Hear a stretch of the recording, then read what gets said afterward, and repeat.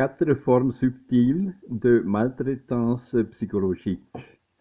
Il est habituel, lorsqu'on parle de maltraitance psychologique, de faire référence aux formes d'identification les plus évidentes. Les formes subtiles de maltraitance, elles, se caractérisent par leur caractère caché, ambigu et leur fausse générosité.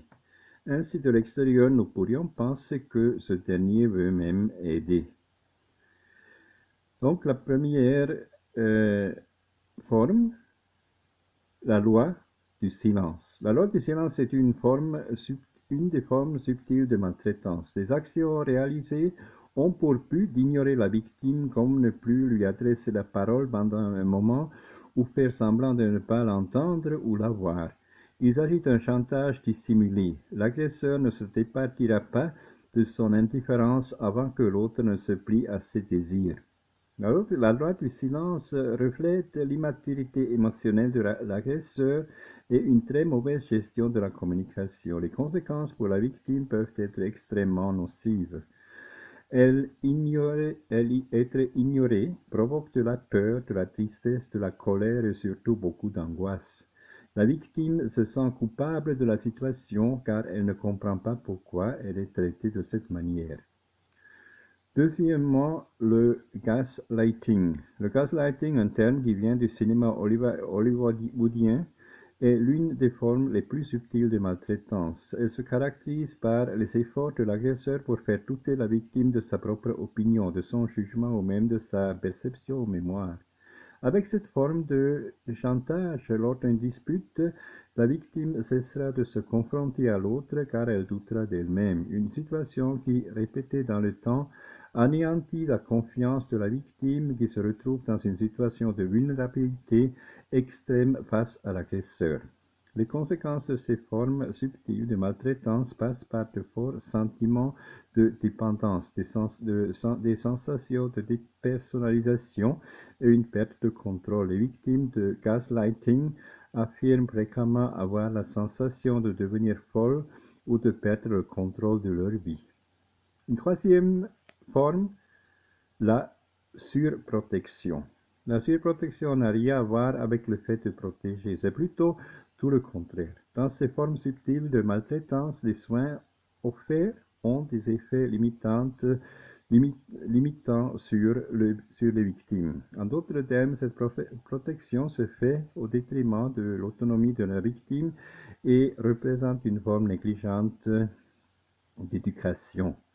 La surprotection prend plusieurs formes. Des difficultés à fixer des limites claires aux vitaux donnés aux initiatives personnelles, en passant par l'évitement de tout type de frustration à n'importe quel prix.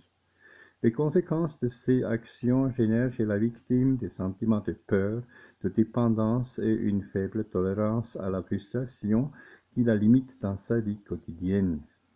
Et une quatrième forme, le conflit de loyauté. Le conflit de loyauté est l'une des formes subtiles de maltraitance psychologique. Même s'il peut se produire dans différents contextes, il est généralement lié à la séparation avec les enfants. Dans le conflit de loyauté, les parents séparés se battent pour que l'enfant soutienne inconditionnellement l'un des deux. Sans oublier que la loyauté envers l'un des parents suppose une déloyauté envers l'autre. Il est habituel de voir les parents déprécier la figure de l'autre devant leurs enfants, placer l'enfant dans un rôle de juge ou de faire se sentir coupable parce qu'il se sent bien avec l'autre. Les conséquences de cette maltraitance chez les enfants sont une symptomatologie anxieuse et des somatisations. Elles peuvent sérieusement engager leur stabilité émotionnelle. Les formes subtiles de maltraitance psychologique, des blessures au goutte à goutte. Les formes subtiles de maltraitance se caractérisent par leur caractère ambigu. Néanmoins, elles sont plus habituelles que d'autres types de maltraitance plus nocives, plus notoires. Elles peuvent aussi provoquer à long terme des efforts très nocifs chez les victimes. Ces conditions peuvent aggraver le pronostic des victimes au niveau de leur souffrance. La loi du silence se base sur des comportements destinés à ignorer la victime pour parvenir à un changement dans son comportement. De la même façon, le gaslighting attaque directement la confiance de la personne. Ces formes subtiles de maltraitance habituelles dans des contextes couples provoquent peur, colère et angoisse chez les victimes. La surprotection et le conflit de loyauté sont plus communs dans des contextes familiaux de parents à enfants. Les parents créent des comportements de protection qui limitent l'autorité, l'autonomie de leurs enfants et les font se sentir démunis.